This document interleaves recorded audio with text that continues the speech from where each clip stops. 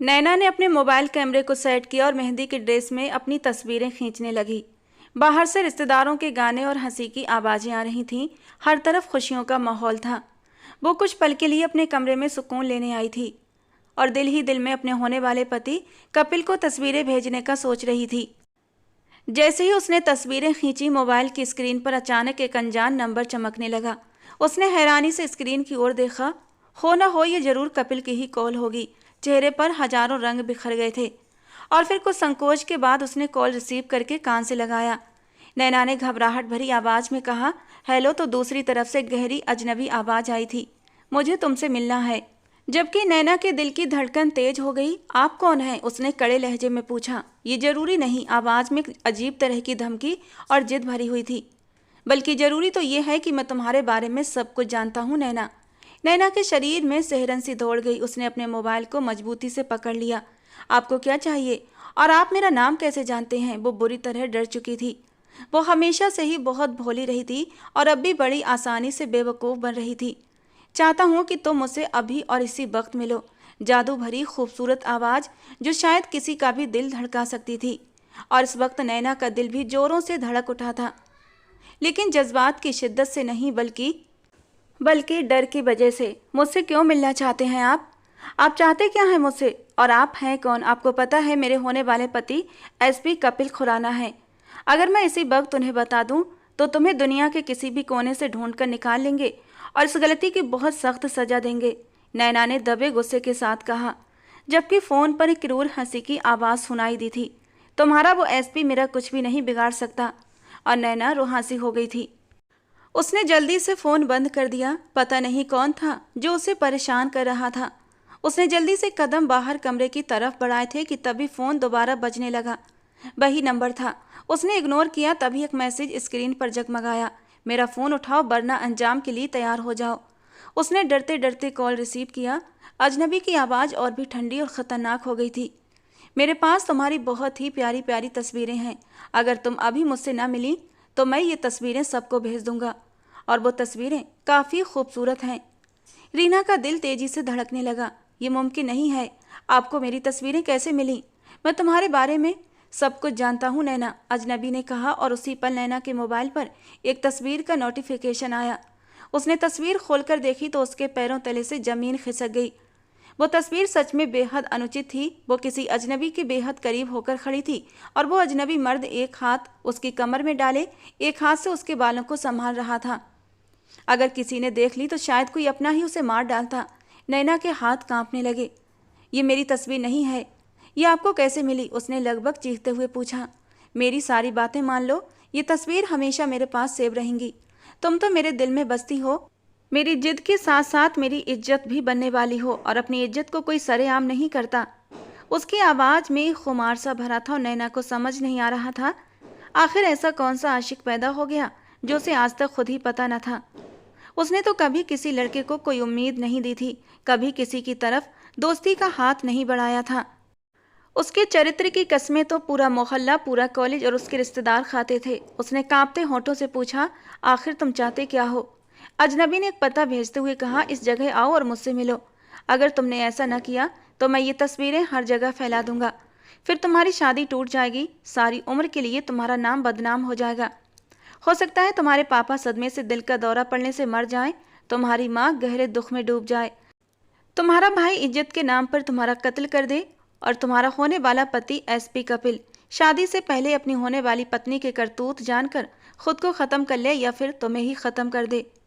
वो बहुत ही मक्कारी से बोल रहा था और नैना को लगा कि जैसे उसकी दुनिया ही उजड़ गई हो। मैं वहाँ नहीं आ सकती। उसने पते की ओर देखते हुए घबरा कर कहा, मेरे घर में बहुत से मेहमान मौजूद हैं, कल मेरी बारात है। भगवान के लिए मुझ पर दया कीजिए और ये तस्वीरें डिलीट कर दीजिए।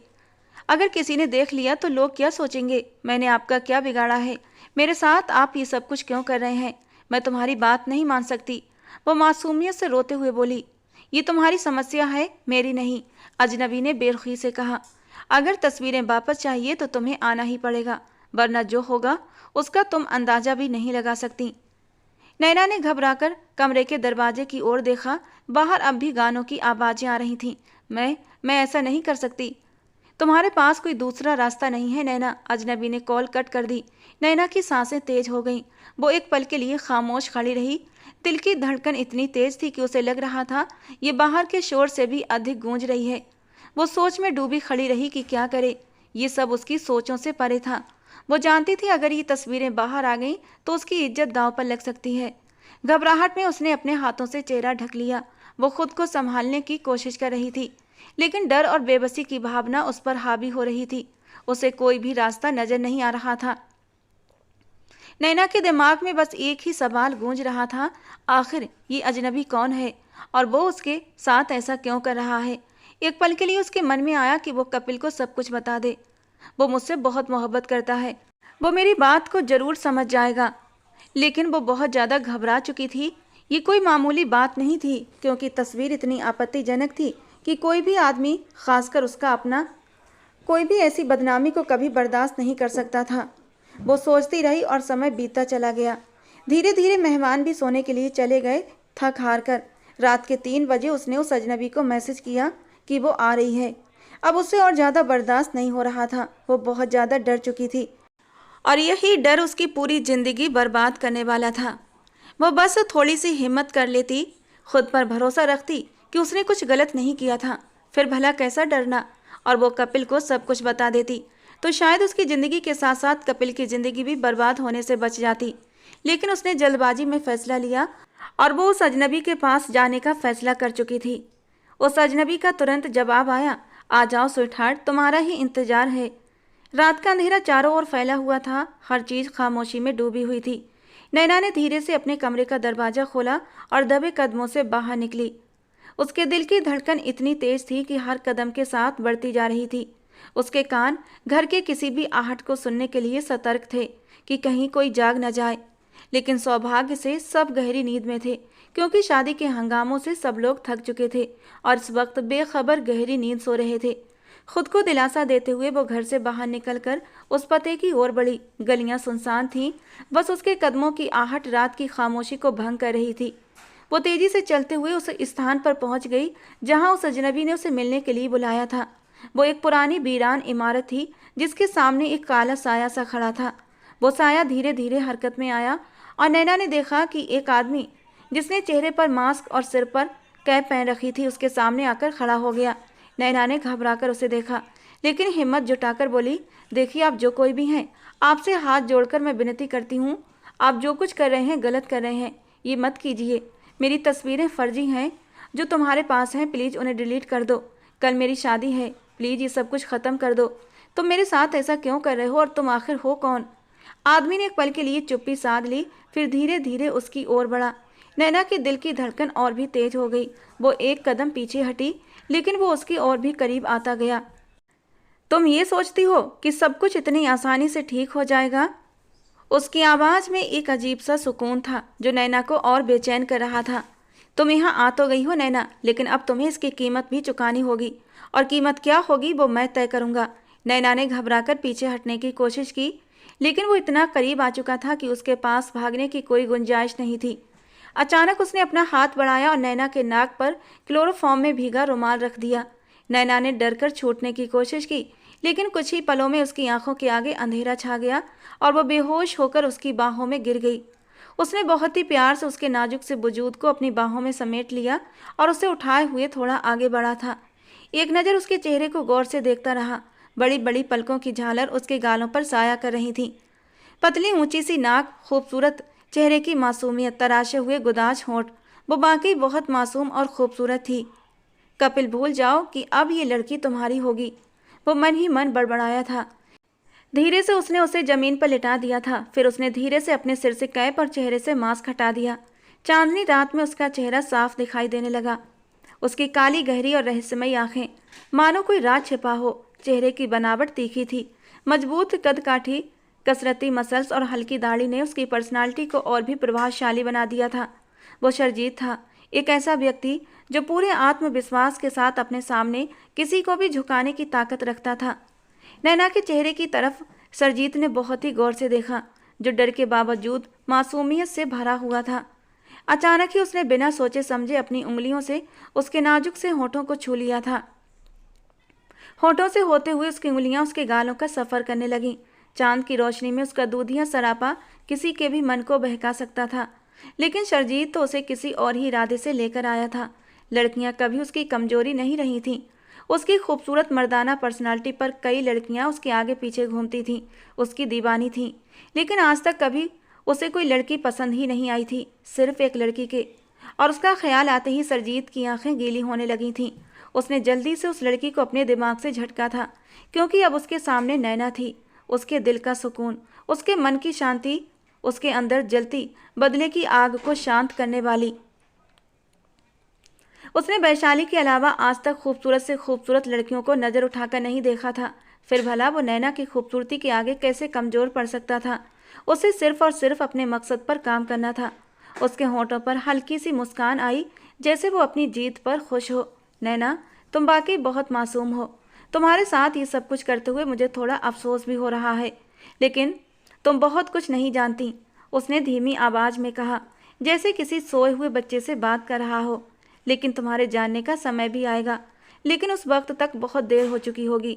उसने नैना के बेजान वजूद को बहुत ही प्यार से अपनी बाहों में उठाया और इमारत के बाहर अपनी गाड़ी की तरफ बढ़ गया।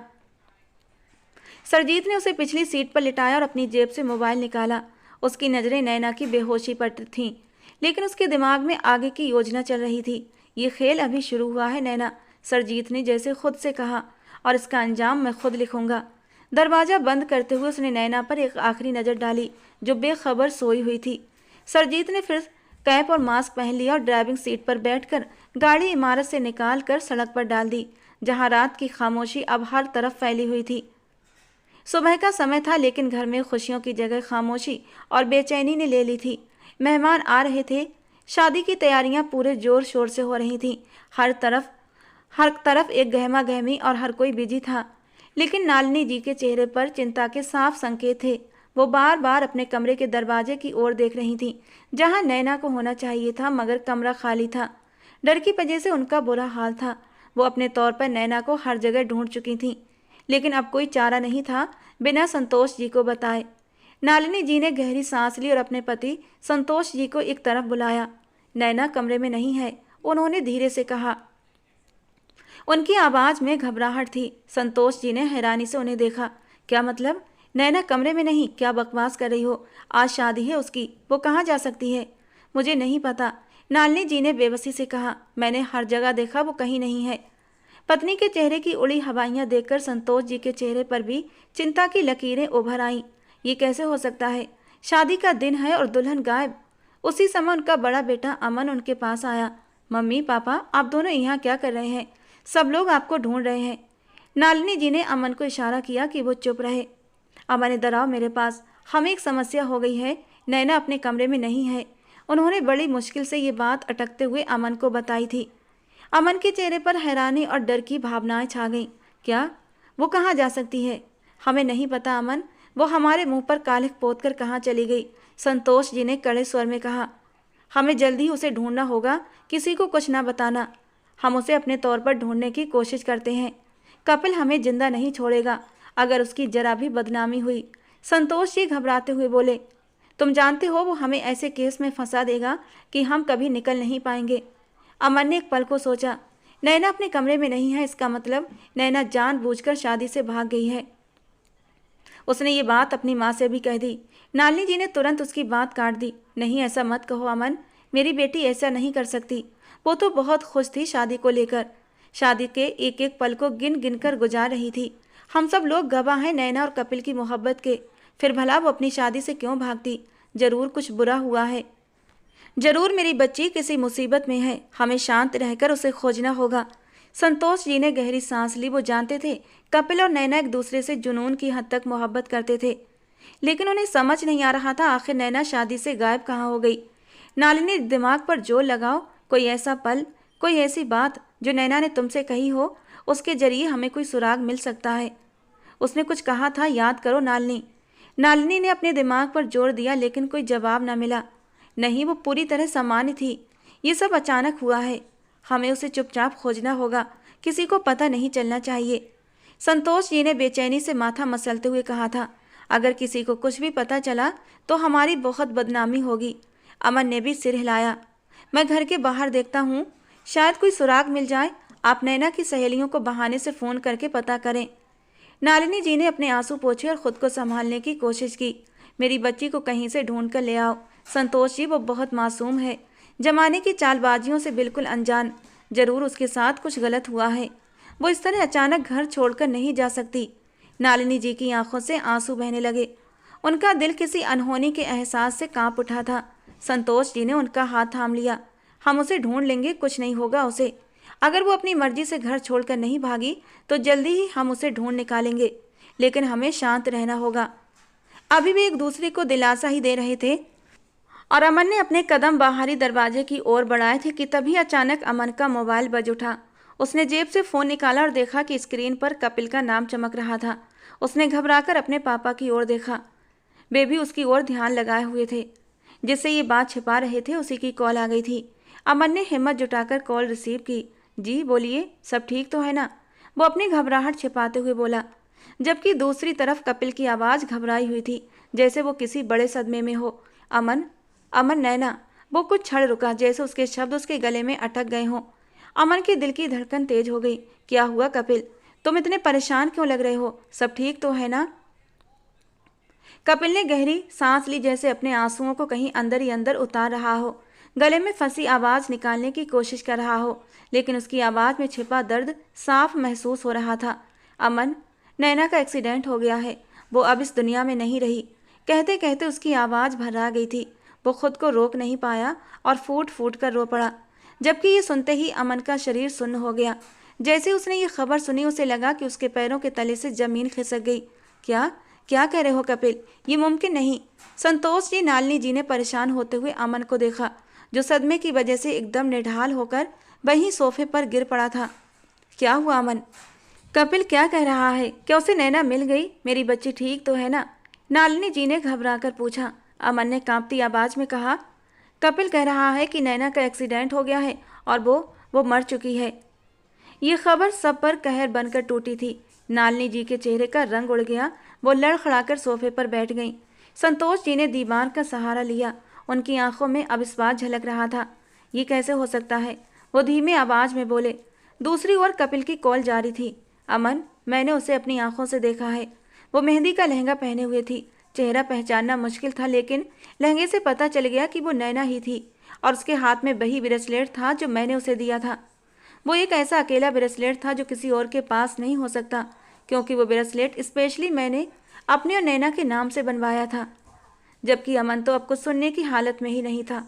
फ़ोन उसके हाथ से सोफे पर गिर चुका था। कितनी ही देर तक कपिल हेलो हेलो करता रहा और आवाज़ ना आने पर वो वहीं अपना सर पकड़कर बैठ गया। उसकी आंखों के सामने वो मंजर घूम रहा था जब उसके मोबाइल पर कॉल आई कि एक कार का भयानक एक्सीडेंट हुआ है, उसे तुरंत वहां पहुंचना होगा। कपिल, जो कि एसपी था, तुरंत वहां पहुंचा। एक क्षतिग्रस्त कार और उसके पास एक निर्जीव वजूद पड़ा था। जैसे ही वो करीब पहुंचा, उसने देखा कि वो लड़की मेहंदी का लहंगा पहने हुए थी। उसका चेहरा बुरी तरह जख्मी था, लेकिन लहंगे से उसकी पहचान साफ थी। फिर भी दिल में एक उम्मीद की किरण थी कि शायद ही नैना ना हो। कपिल ने खुद को संभालते हुए उसकी कलाई थामी थी, जिसमें नैना और कपिल के नाम का ब्रेसलेट जगमगा रहा था। और फिर सब कुछ साफ हो गया। वो नैना ही थी। सब कुछ खत्म हो गया था। अभी तो उनकी जिंदगी की नई शुरुआत होने वाली थी, और वो शुरुआत होने से पहले ही सब कुछ खत्म हो गया।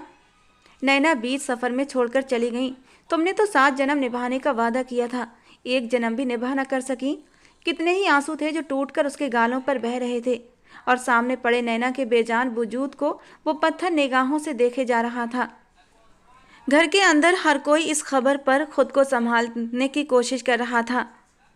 हर कोई अविश्वास और सदमे में था। नालिनी जी की आंखों से आंसू बहने लगे थे। मेरी बेटी, मेरी नैना, ये कैसे हो सकता है? संतोष जी ने बेबसी से अपना सिर पकड़ लिया। हमने उसे कभी अकेला नहीं छोड़ा। रात तक तो वो हमारे साथ ही थी, फिर वो वहाँ कैसे पहुँची? अमन ने कपिल की बातों को मुश्किल से सुना। उसकी आंखों के आगे अंधेरा छाने लगा था। ये सब कैसे हुआ? हमने उसे जाने ही क्यों दिया? उसने खुद से सवाल किया। घर में गहरी खामोशी छा गई, जैसे सबके दिल पर भारी बोझ था। हर आंख नम थी, हर दिल दर्द से भरा हुआ था। नैना की मौत की खबर ने खुशियों भरे समारोह को एक दर्दनाक हादसे में बदल दिया था। ये गम इतना बड़ा था कि कोई इसे शब्दों में बयां नहीं कर सकता था। पूरे खानदान में ये खबर आग की तरह फैल चुकी थी। शादी वाले घर का आंगन मातम में बदल चुका था। हर तरफ खामोशी का साया था, जिसे बस कभी कभार किसी की सिसकी या कराहने की आवाज तोड़ रही थी। नैना का पार्थिव देह को सफेद चादर में लपेटकर आंगन के बीचों बीच रखा गया था। चादर के नीचे से उसका निश्चल शरीर साफ दिखाई दे रहा था, जैसे वो गहरी नींद में हो। उसका चेहरा चादर से ढका हुआ था, लेकिन उसकी उपस्थिति ने हर दिल को चीर कर रख दिया था। नालिनी जी ने अपनी बेटी के पास बैठ गईं। उनके आंसू लगातार बह रहे थे। वो चादर पर हाथ फेरते हुए बार बार अपनी आंखों से आंसू पोंछतीं, जैसे भगवान से उसकी जिंदगी की भीख मांग रही हों। मेरी बेटी, मेरी मासूम सी नैना, वो बार बार बड़बड़ा रही थीं, लेकिन कोई जवाब नहीं मिल रहा था। उनकी आंखों में एक न खत्म होने वाला दर्द था जो हर कोई देख सकता था। संतोष जी भी कोने में खड़े थे। उनकी आंखें लाल हो चुकी थीं। वो खुद को मजबूत बनाए रखने की कोशिश कर रहे थे, लेकिन उनकी कांपती टांगें और लड़खड़ाती आवाज उनके भीतर के तूफान को जाहिर कर रही थी। उनके होंठ हिल रहे थे, लेकिन शब्द गले में अटक गए थे। अमन भी अपनी बहन के मृत देह के पास बैठा था। उसकी नजरें चादर पर टिकी थीं, जैसे वो इसके नीचे नैना को देखने की कोशिश कर रहा हो। उसका दिल बार बार इस सच्चाई को मानने से इनकार कर रहा था कि नैना अब इस दुनिया में नहीं है। आखिर मैंने उसे जाने ही क्यों दिया? वो खुद से सवाल कर रहा था, लेकिन कोई जवाब नहीं था। उसकी मुट्ठियां कस गईं, जैसे वो किसी अदृश्य दुश्मन को पकड़ना चाहता हो। कपिल भी एक कोने में बैठा सदमे से नैना को देख रहा था। जिस लड़की के साथ उसने इतने सपने संजोए थे, वे सब एक पल में बिखर गए थे। उसकी मौत ने हर शख्स की आंखों को आंसुओं से भर दिया था, लेकिन किसी को ये नहीं पता था कि सच्चाई क्या है। मेंशन की विशाल और भव्य इमारत अपनी शाही शान के साथ खड़ी थी। हर कोना सन्नाटे की चादर में लिपटा हुआ था। अंदर के हिस्से में एक बड़े कमरे की हल्की रोशनी माहौल को और भी रहस्यमय बना रही थी। कमरे में रखी हुई कीमती चीजें, खूबसूरत कलाकृतियां और पुरानी शैली का फर्नीचर इस जगह के ऐतिहासिक महत्व को दर्शा रहे थे। सरजीत, जो अपनी ऊंची कंदकाठी और खूबसूरत मनमोहनी पर्सनालिटी के साथ कमरे में दाखिल हुआ, उसने काले रंग की पैंट और वाइट रंग की शर्ट पहनी हुई थी, जो उसके मजबूत शरीर पर जच रही थी। उसके हाथ में खाने की ट्रे थी, जिसमें हल्के नाश्ते की चीजें थीं। कमरे में पसरे हुए सन्नाटे को सिर्फ उसके कदमों की धीमी आवाज तोड़ रही थी। सामने बिस्तर पर हल्के ग्रीन रंग के लहंगे में लिपटी एक लड़की बेहोशी की गहरी नींद में पड़ी थी, और ये लड़की कोई और नहीं बल्कि नैना ही थी। दुनिया की नज़र में वो मर चुकी थी, लेकिन हकीकत में ये सरजीत की कैद में थी। सरजीत की नज़रें नैना पर टिक गईं और उसके होंठों पर हल्की सी मुस्कान आ गई। वो धीरे धीरे कदम बढ़ाते हुए बिस्तर के पास पहुंचा। उसकी हर हरकत में आत्मविश्वास और शांति थी। उसने ट्रे एक तरफ रखी और धीरे से नैना के कंधे को हिलाते हुए उसे जगाने लगा। जाग जाओ नैना। लेकिन शायद वो बहुत गहरी नींद में थी, इसलिए उसने हाथ में पानी का गिलास उठाया और कुछ छींटे उसके चेहरे पर डाले। नैना की पलकें हल्की हल्की सी कांपीं और उसने धीरे धीरे अपनी आंखें खोलीं। कुछ पलों के लिए वो खाली नज़रों से चारों ओर देखने लगी, जैसे कुछ समझने की कोशिश कर रही हो। लेकिन जैसे उसका दिमाग पूरी तरह जागा, उसने तुरंत उठकर बैठने की कोशिश की। उसकी आंखों में डर की लहर दौड़ गई। थोड़ी देर में ही उसका दिमाग पूरी तरह जाग चुका था। वो आंखें फाड़े अपने सामने बैठे उस अनजान मर्द को देख रही थी, जिसे उसने आज से पहले कभी नहीं देखा था। तुम कौन हो और मैं यहाँ कैसे आई? उसकी आवाज़ कांप रही थी और चेहरे पर डर साफ झलक रहा था। सरजीत ने एक कदम पीछे हटते हुए उसे शांत करने की कोशिश की। घबराओ मत नैना, तुम सुरक्षित हो। नैना की आंखें हैरानी और डर से भर गईं। सुरक्षित? ये कैसी सुरक्षा है? नहीं चाहिए मुझे ये सुरक्षा। मैं यहाँ क्यों हूँ? आज तो मेरी शादी थी। मेरे पापा, मेरी माँ, मेरा भाई और कपिल। उसके होंठों से बेतरतीब से शब्द निकल रहे थे। वो पागलों की तरह चीख पड़ी। कौन हो तुम? क्यों लेकर आए हो मुझे यहाँ? बाद में बात करेंगे नैना, पहले थोड़ा सा कुछ खा लो। तुम काफ़ी देर से बेहोश पड़ी थी, जानती हो। पूरी रात और अब पूरा दिन तुम्हारी बेहोशी में निकल चुका है। इतनी देर हो गई मुझे घर से निकले हुए। तो तुम ही वो इंसान हो ना जिसने मुझे ब्लैकमेल करके मिलने के लिए बुलाया था? वो तस्वीरें तुम्हारे ही फ़ोन में थी ना? वो एक पल में सब कुछ समझ चुकी थी। बहुत समझदार हो मेरी स्वीट हार्ट। आगे की बातें भी जल्दी ही समझ जाओगी। फिलहाल खाना खाओ। नहीं खाना, मैंने खाना। उसने झटके से उसका हाथ झटक दिया था, जबकि सरजीत को अब गुस्सा आया था। उसने एक झटके से उसके जबड़ों को अपनी सख्त मुट्ठियों की जकड़ में जकड़ लिया। आंखों में गुस्से और जुनून की लपटें निकलने लगी थीं। खाना खाओ, वरना अपने तरीके से खिलाऊंगा, समझी तुम? मेरे गुस्से और जुनून को हवा मत दो, वरना तुम सह नहीं पाओगी। ये कहकर उसने एक झटके से नैना को छोड़ा था।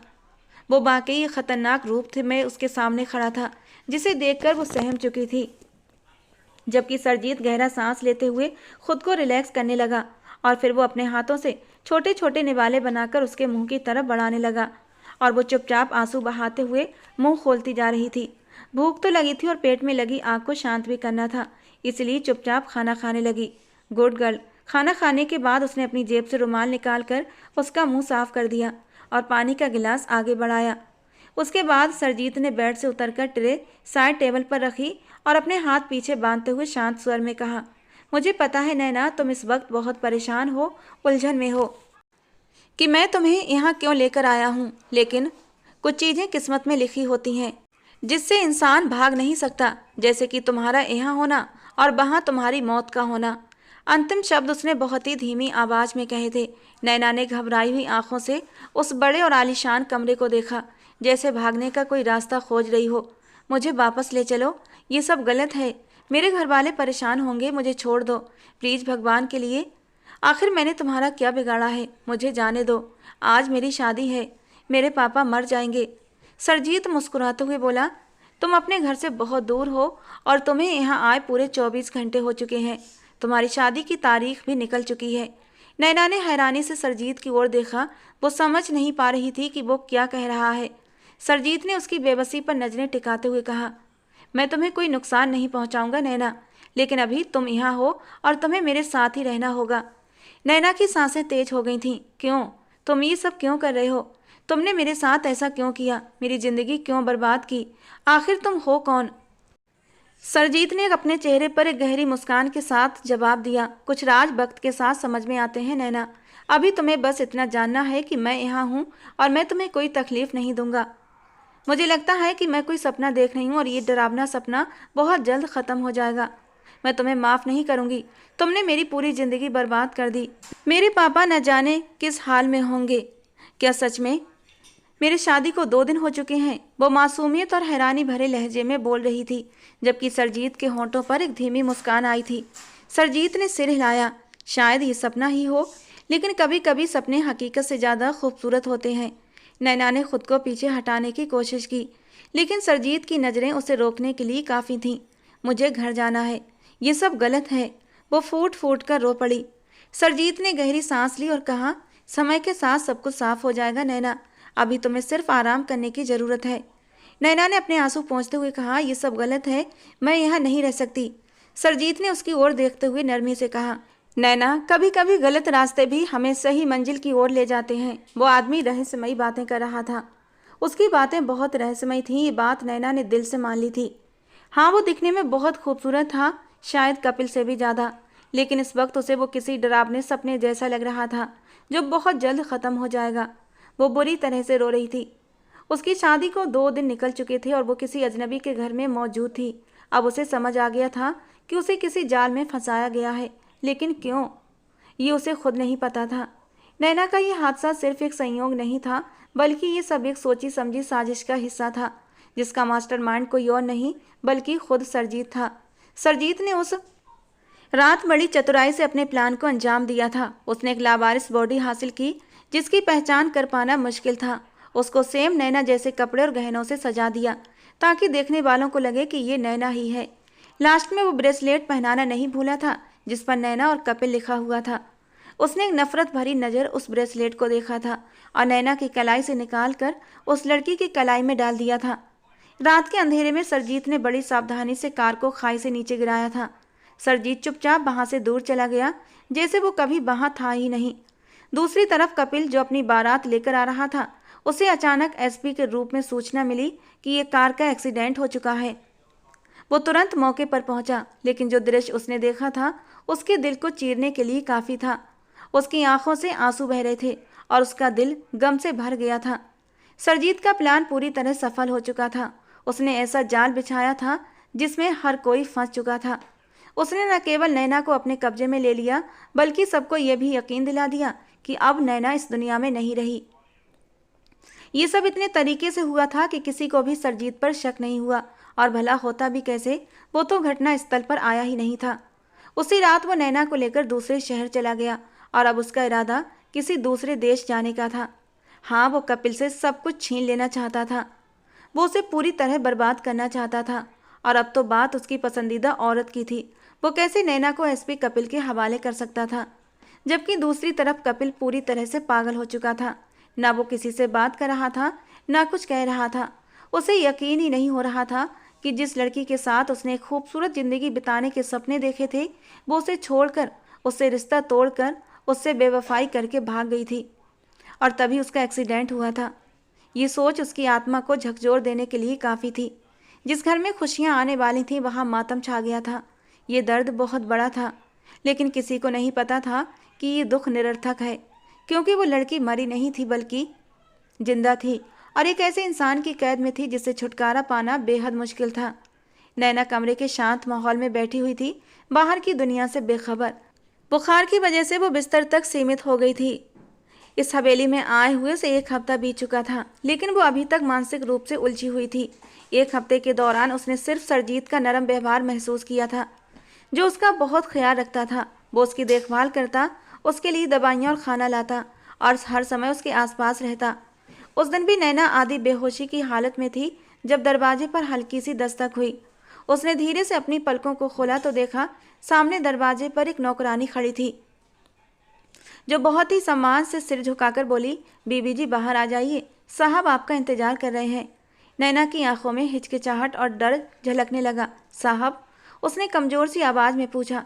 नौकरानी ने नरमी से जवाब दिया, जी बीबी जी, सरजीत साहब, वो आपसे मिलना चाहते हैं। नैना ने बिस्तर से उठने की कोशिश की, लेकिन उसके कदम लड़खड़ा रहे थे। उसने नौकरानी की मदद से धीरे धीरे मुंह हाथ धोया और अपने बाल संवारे। आईने में अपनी सूरत देखकर उसकी आंखों में नमी आ गई। क्या ये सब एक सपना है? उसने खुद से बुदबुदाया। नौकरानी ने मुस्कुराते हुए कहा, बीबी जी सब ठीक हो जाएगा, आप इतना परेशान ना हो। साहब तो आपसे बहुत प्यार करते हैं, आपका कितना ख्याल रखते हैं। आइए साहब, आपका इंतजार कर रहे हैं। नैना ने बेबस सी नज़र से उस औरत को देखा था जो 30 से और 35 साल के बीच थी। उसे कैसे बताती कि ये प्यार नहीं, एक कैद थी। नैना ने धीरे धीरे कदम बढ़ाए और कमरे से बाहर आ गई। वो एक विशाल हॉल में पहुंची जहां सरजीत एक खूबसूरत मेज पर नाश्ता लगाए बैठा था। जैसे ही उसने नैना को देखा, उसके चेहरे पर एक हल्की सी मुस्कान फैल गई। आओ नैना, उसने कुर्सी की तरफ इशारा करते हुए कहा। बैठो, कैसी हो अब तुम? मैं तुम्हारा इंतजार कर रहा था।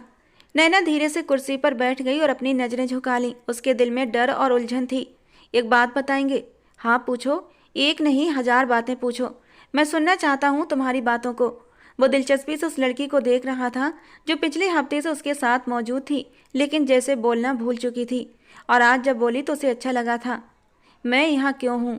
उसने धीमी आवाज़ में पूछा। सरजीत ने नरमी से जवाब दिया, आप यहाँ सुरक्षित हैं नैना, मैं चाहता हूँ आप आराम करें और ख़ुद को शांत महसूस करें। नैना ने उसकी तरफ देखते हुए कहा, लेकिन मेरी शादी थी, मेरे घर वाले परेशान होंगे। सरजीत ने गहरी सांस लेते हुए कहा, मैं जानता हूँ तुम्हारी ज़िंदगी में बहुत कुछ हुआ है, लेकिन मैं हूँ ना, मैं चाहता हूँ तुम सब कुछ भूल जाओ और नई ज़िंदगी शुरू करो। नैना ने सिर झुकाते हुए कहा, मैं ये सब कुछ कैसे भूल सकती हूँ? ये सब इतना अजीब है, मेरी पूरी ज़िंदगी बर्बाद हो गई है। क्या मिला तुम्हें ये सब कुछ करके? बेबसी से भरे आंसू उसकी आंखों से टपक पड़े थे। आप मुझे मेरे घर छोड़ाएं, जो भी हुआ है मैं किसी को कुछ नहीं बताऊंगी और आपका नाम भी जाहिर नहीं करूंगी, बल्कि मैं सबसे ये बोल दूंगी कि मुझे कपिल से शादी नहीं करनी थी, इसीलिए मैं भाग गई थी और अपनी दोस्त के घर चली गई थी। प्लीज़ मुझे मेरे घर छोड़ाइए, वो विनती करने वाले अंदाज में बोली। उसकी आवाज़ में लर्जिश थी। मेरा इरादा यही था कि अपना मकसद कामयाब होने के बाद मैं तुम्हें वापस छोड़ दूंगा, लेकिन अब ये मुमकिन नहीं है। वो जैसे बहुत बड़ी उलझन का शिकार था। क्यों मुमकिन नहीं है? और क्या मकसद है तुम्हारा? बाद में बताऊंगा, फिलहाल नाश्ता करो और भूल जाओ कि तुम यहाँ से कहीं जाओगी, हमेशा मेरे साथ रहोगी। नैना ने उसकी आंखों में देखते हुए कहा, लेकिन मैं आपको जानती तक नहीं, आप मेरे लिए एक अजनबी हैं, मैं आपके साथ रहना नहीं चाहती। उसे समझ नहीं आ रहा था ये शख्स क्या चाहता है। सरजीत मुस्कुराते हुए बोला, समय के साथ साथ सब कुछ बदल जाएगा नैना, मैं तुम्हें यकीन दिलाता हूँ कि तुम मुझ पर भरोसा कर सकती हो और कुछ समय बाद तुम्हें मेरे साथ रहना अच्छा लगने लगेगा। हाँ, मैं मानता हूँ कि मैं खुदगर्ज हो गया हूँ, मोहब्बत के आगे मजबूर हो चुका हूँ। जब मैं तुम्हें यहाँ लेकर आया था तो मुझे तुमसे न कोई लगाव था न कोई मोहब्बत, बस अपना मकसद नजर आ रहा था। लेकिन उसके बावजूद भी मैं तुम्हें छोड़कर नहीं आया, क्योंकि तुम मेरे दिल में बस चुकी थी। शायद पहली नज़र का इश्क इसे ही कहते हैं, जो मुझे तुम्हें देखकर हुआ था। अब अगर मैं तुम्हें छोड़कर आ गया तो शायद मैं जिंदा न रह पाऊँ। नैना, मेरी मोहब्बत को महसूस करो, मुझे समझने की कोशिश करो, मैं तुम्हें बहुत खुश रखूँगा। वो उसकी बात सुनी नहीं रहा था, बल्कि अपनी बातें उस पर थोप रहा था। नैना समझ गई कि वो कुछ भी कह ले, सरजीत को उसकी बातों से कोई फ़र्क नहीं पड़ेगा। वो उसकी बातें नज़रअंदाज कर रहा था, जैसे वो बेवजह बोल रही हो। नैना ने खामोशी से नाश्ता करना शुरू कर दिया, लेकिन उसके दिल में डर अब भी था। वो सरजीत के प्यार भरे शब्दों को समझने की कोशिश कर रही थी, लेकिन उसके मन में अनगिनत सवाल उमड़ रहे थे। फिर भी वो खामोश हो गई थी, क्योंकि उसे अब सवाल करना बेवकूफ़ी लग रहा था। जबकि दूसरे दिन वो बेड पर बैठी रो रही थी, उसके आंसुओं में उसके घर वालों की यादें और अपनी रिहाई की दुआएं शामिल थीं। वो अपने भगवान से अपने माँ बाप की हिफाजत और इस कैद से आज़ादी की गुहार लगा रही थी। उसकी आंखों से आंसू बह रहे थे, लेकिन उसकी उम्मीद अब भी जिंदा थी। अचानक कमरे का दरवाज़ा चरमराया और धीरे धीरे खुला। नैना ने चौंक कर पीछे देखा। दरवाजे पर सरजीत खड़ा था, चेहरे पर कठोरता और आंखों में अजीब सी चमक लिए हुए। वो कुछ पल चुपचाप उसे देखता रहा। नैना, सरजीत की गंभीर सी आवाज़ गूंजी। नैना ने घबराकर नजरें झुका लीं और जल्दी से दुपट्टा ठीक करते हुए उठने लगी। आप यहाँ क्यों आए हैं? सरजीत धीरे से आगे बढ़ा और उसके करीब आकर खड़ा हो गया। तुमसे एक जरूरी बात करनी है। नैना ने सिर उठाकर उसकी ओर देखा, आंखों में डर था। कौन सी बात? सरजीत ने एक पल के लिए ठहरकर उसकी आंखों में सीधा देखते हुए कहा, मैं तुमसे शादी करना चाहता हूँ नैना। ये सुनकर नैना के चेहरे का रंग उड़ गया, उसके दिल की धड़कन तेज हो गई और उसने फौरन पीछे हटते हुए कहा, नहीं, ये नहीं हो सकता, मैं ये शादी नहीं कर सकती। सरजीत की आंखों में एक अजीब सी चमक आ गई। तुम्हें मेरे साथ शादी करनी होगी नैना, यही तुम्हारे लिए बेहतर होगा। नैना ने हिम्मत करके कहा, मैं कभी भी आपसे शादी नहीं करूँगी, मेरी ज़िंदगी मेरी अपनी है। सरजीत ने आगे बढ़कर उसका बाजू थाम लिया और सख्ती से दबोचते हुए कहा, यहाँ तुम्हारी मर्जी नहीं चलेगी नैना, तुम्हें शादी करनी होगी। नैना ने अपना बाजू छुड़ाने की कोशिश करते हुए कहा, आप मुझे मजबूर नहीं कर सकते, ये जुल्म है मेरे साथ। सरजीत ने उसे करीब खींचते हुए कहा, ये जुल्म नहीं, मोहब्बत है। तुम चाहे जो भी समझो, खैर, तुम्हें मेरे साथ रहना होगा। अगर तुमने इनकार किया तो तुम्हारे घर वालों को नुकसान पहुंचा सकता हूं। नैना की आंखों में आंसू आ गए। आप ऐसा नहीं कर सकते, वे मेरे सब कुछ हैं। सरजीत ने नरमी से उसका चेहरा अपने हाथों में लेते हुए कहा, मैं तुमसे मोहब्बत करने लगा हूँ नैना, मैं तुम्हारी सारी बातें मानूंगा, तुम्हारे घर वालों को हर वो खुशी दूंगा जो उन्हें नहीं मिली, लेकिन तुम्हें मेरा साथ देना होगा। शादी कर लो, सब कुछ ठीक हो जाएगा। नैना ने कांपते हुए कहा, ठीक है, मैं शादी के लिए मजबूर हूँ, लेकिन मेरे दिल की खुशी इसमें शामिल नहीं होगी। सरजीत ने गहरी सांस लेते हुए कहा, मैं जानता हूँ, लेकिन वक्त के साथ सब कुछ ठीक हो जाएगा। मैं तुम्हें बहुत खुश रखूँगा, इतनी मोहब्बत दूंगा कि तुम भी मुझसे मोहब्बत करने पर मजबूर हो जाओगी। नैना ने दुख से अपनी आंखें बंद कर लीं, आंसू उसके गालों पर बहने लगे। ठीक है, मैं राजी हूँ। सरजीत ने नरमी से उसके आंसू पोंछते हुए कहा, thank you so much Naina, I hope हम सब कुछ ठीक कर लेंगे। नैना ने चुपचाप सिर हिला दिया, लेकिन उसका दिल दुख से भर गया। इस इंसान ने उसकी ज़िंदगी खराब कर दी थी। शादी के एक दिन पहले उसे ज़बरदस्ती घर से उठा लिया और अब पिछले 10 दिन से वो उसे अपने साथ ज़बरदस्ती रख रहा था और अब एक अनचाहे रिश्ते में भी बांध रहा था। सरजीत ने उसका हाथ थाम लिया और कमरे से बाहर निकलने का इशारा किया। उनके बीच खामोशी थी, लेकिन ये खामोशी नैना के दिल की धड़कनों से भरी हुई थी। मध्यम रोशनी से सजे कमरे में हर चीज़ को एक अजीब सा सन्नाटा घेर रखा था। दीवारों पर लगे झूमर की रोशनी में हर चीज़ धुंधली परछाई की तरह दिख रही थी। नैना गुलाबी जोड़े में थी, जिसके किनारों पर सुनहरी कढ़ाई थी। उसका चेहरा एक मास्क के पीछे छुपा हुआ था, लेकिन उसकी कांपती हुई आंखें उसके डर और बेबसी को बयां कर रही थीं। उसके हाथ घुटनों पर रखे थे और वो लगातार अपनी उंगलियां मरोड़ रही थी। कुछ ही देर पहले सरजीत उसे अपने नाम कर चुका था और अब इस नए रिश्ते में बंधकर नैना एक नए एहसास से घिरने लगी थी। वो बेचैनी से सोफे पर बैठी हुई थी जब सरजीत अंदर कमरे में दाखिल हुआ। बधाई हो नैना, अब तो मेरी पत्नी हो। नैना ने धीरे से सिर झुका लिया और अपने चेहरे से मास्क हटा दिया और अपनी आंखों की नमी छिपाने की कोशिश करने लगी। नैना ने कोई भी जवाब नहीं दिया था, लेकिन उसकी आंखों में हल्की सी उम्मीद झलक रही थी।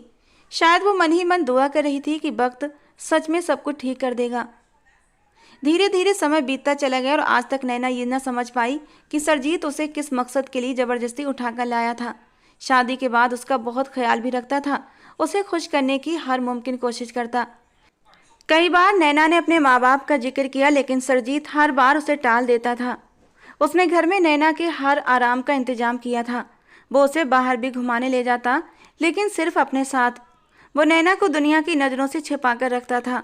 जब भी वो उसे बाहर ले जाता, उसे पूरी तरह पर्दे में ढक देता था। कई बार नैना ने इस बारे में पूछा, लेकिन सरजीत हर बार चुप हो जाता। भगवान ने उन्हें एक बेटा भी दिया। उनकी जिंदगी अब एक नॉर्मल तरीके से गुजरने लगी थी।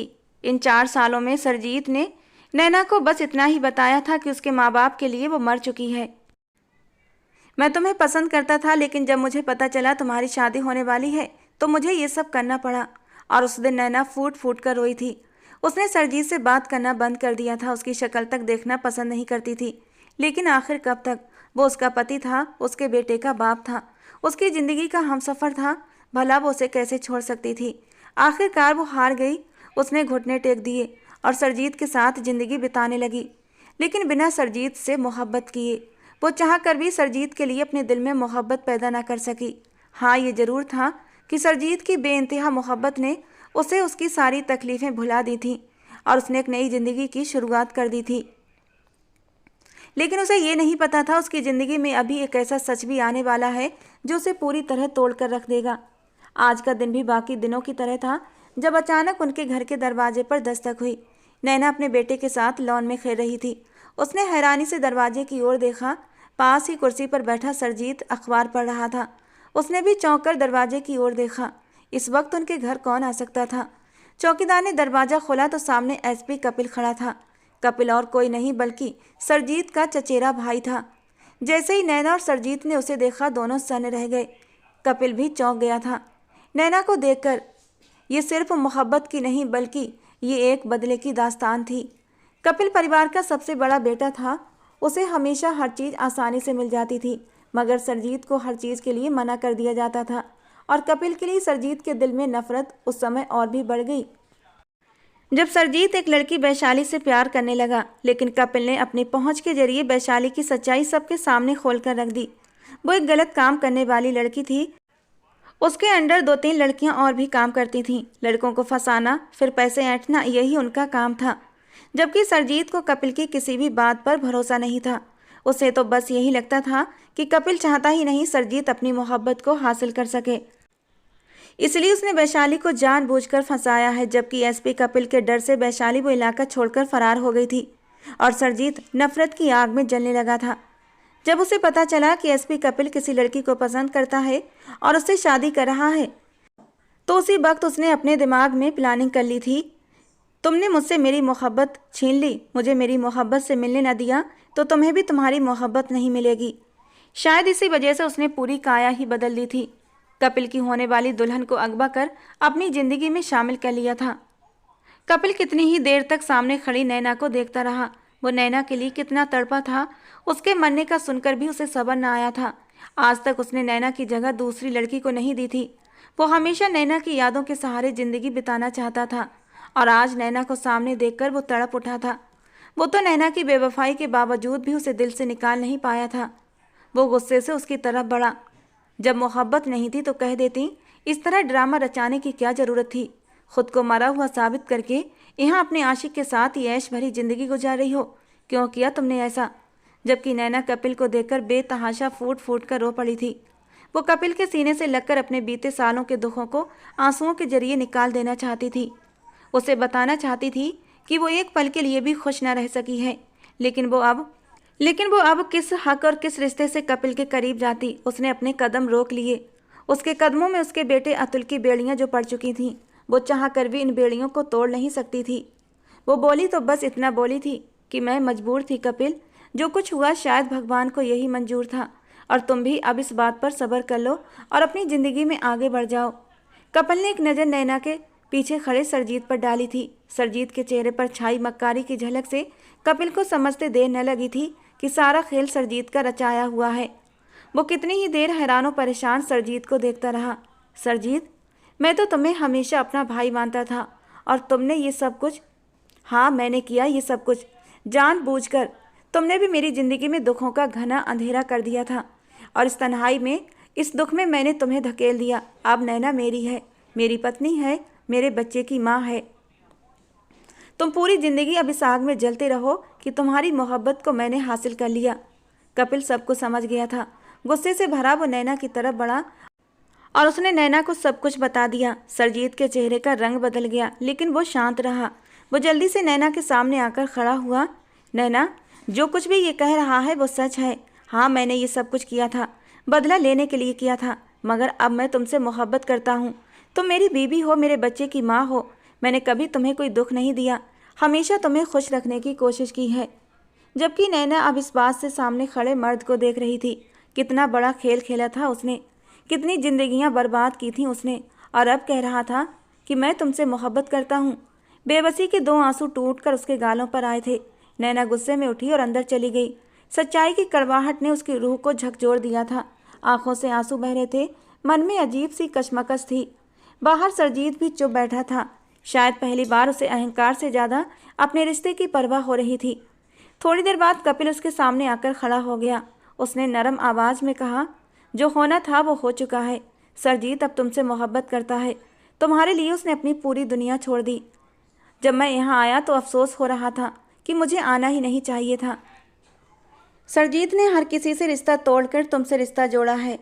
मैंने जैसे तैसे सरजीत का पता निकाला और उसकी खैर खैरियत पूछने आया था, लेकिन वो आगे कुछ कह पाता इससे पहले ही नैना ने गहरी सांस ली। अपने आंसू जैसे उसने कहीं अंदर ही उतार लिए थे, जैसे खुद को तसल्ली दे रही हो। तुम सही कह रहे हो, मुझे अपने बच्चे के लिए, अपनी फैमिली के लिए आगे बढ़ना होगा।